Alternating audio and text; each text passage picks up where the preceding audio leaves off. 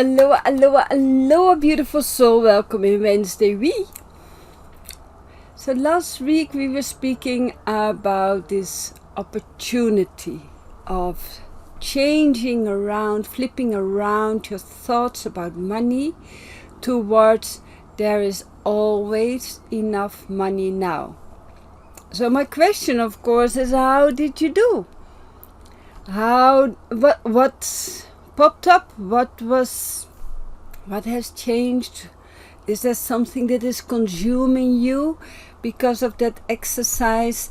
Is there new awarenesses that you have gotten because of this simple exercise of practicing? There is enough money now. So let me know what is happening there. So from there I can take also I can make new videos to get a little bit deeper into those subjects that you are bringing me. So with that we are making this an interactive sequence, aren't we? So for now, we have gone into that exercise, there's enough money for me now, and it is very possible that you have found things like itchy, hurting even maybe. I have once had someone in my money healing program, and she discovered that there was such a massive conception of unworthiness inside of her that any of those exercises that are in the portal were like directing her towards that unworthiness.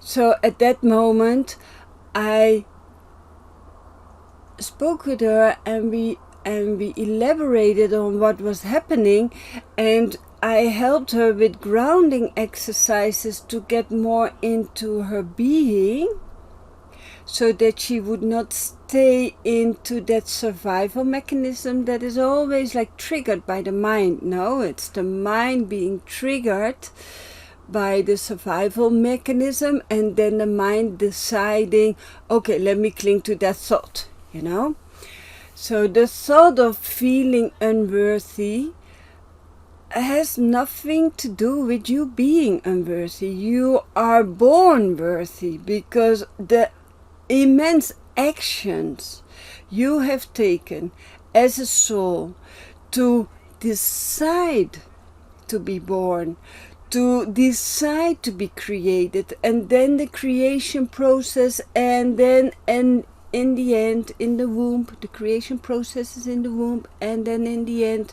also being born. That's already a miracle by itself. So of course you are worthy. But I can tell you you're worthy 1,000 times. If your system is I'm not worthy, it will also, of course, glide off you, and you will not take it personally. So what I was thinking about helping you here is how much time do you create for yourself to ground into your being? Because let us be honest, as long as you are here in your head and in your survival mechanisms and taking care of everyone around you except for yourself, you are not coming from a very grounded perspective, are you? And there's nothing wrong with that. It's what you have learned. It is what you have, from early on in life, you have probably seen the examples, those people teaching you to be that way that you are now. And at the same time, you're very aware that's not helping you anymore, which is why you're watching this kind of videos, no? So for you to step out of that head, it is good to have grounding exercises Now there are of course a lot of grounding meditations. So in the evening, a meditation that helps you to become aware of your body, that can really help you to have a good night's sleep. A good night's sleep helps you to have the energy in the next day to bring your focus to grounding. So grounding exercises in general, I always think of them as seated exercises where you like extend your spine and root into Mother Earth. Now there are many meditations that assist you on doing that, so go and find whichever meditation is helping you do that, as long as you find your way of doing that. Grounding can also be go in nature and then sit with your butt on the grass. Have your hands in the earth. Plant some trees, plant some plants. Sit a moment, roll around in the grass and be amazed at all the creatures that you are finding there. Have a moment to still your mind and all the babbling and concentrate, focus on something very small. Now, I have easy talking. I live in the middle of nature. I have a nature park besides the campsite. So if I don't feel like walking on the campsite, because I always meet people there, and sometimes I feel like being alone, or when I want to do Ho'oponopono, it doesn't really help to have other people babbling to me, So when I do my Ho'oponopono for myself, my walks are always going to the nature park here besides me. So I know I have easy talking. When you live in the concrete jungle, it may be harder, or you may need to travel a moment. What is popping up in my head is like, go fishing, or go sit on the grass for a while and then take a book with you, and after half an hour of sitting on the grass and being one with Mother Earth, then you might want to extend the time and read your book. Because when you are used to being busy, it can be a confrontation not to be busy, no? So find your way, find in which way that you can be out there in nature. Maybe what I hear now is like the sparkling of a river passing by. Go sit next to a river. The cleansing of the water. Go dive into that water.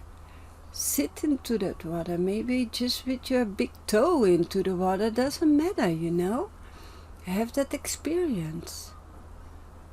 Wherever you are, there's always nature outside of the city, wherever you are. It may sometimes take you a little bit long of traveling, a little bit longer traveling, but there's always nature. So find ways for yourself. I can give you enough ideas, but I want you to find your ideas. Because when you know what is feeding you, you will stick to that. But when I tell you, go there or do that or such thing, that will not work. And it's not very polite, is it? Doesn't come from integrity when I tell you what to do. So go find what it is for you that helps you. And maybe you have that opportunity to buy a little caravan and put it on a campsite in the middle of nature and then spend your weekends there. I know for me, I'm living on the campsite now for 4 years. Well, I know these last 2 years I started really connected with Mother Earth. But it took me some time. Didn't come by itself. And now I'm amazed by Mother Earth almost all the time. When I do a bike ride, there are like birds like flying together with me or just ahead of me, as if they're showing me the way. But it's because I have practiced being in nature. I have practiced being grounded. And I wish the same for you. Because here is not where the solutions are. Your solutions are here. But to get here, you sometimes have to you need to have the courage to settle, to not stay in that rat race. Sending you lots of love. Take good care of yourself. Mwah. Ciao, ciao. And remember, I love you. Thank you so much for watching. Thank you, beautiful soul. If there's anything I want you to take from these videos, then it is the permission for you to shine your light. It's the most important thing. So go ahead, shine your light. I love you. Bye-bye.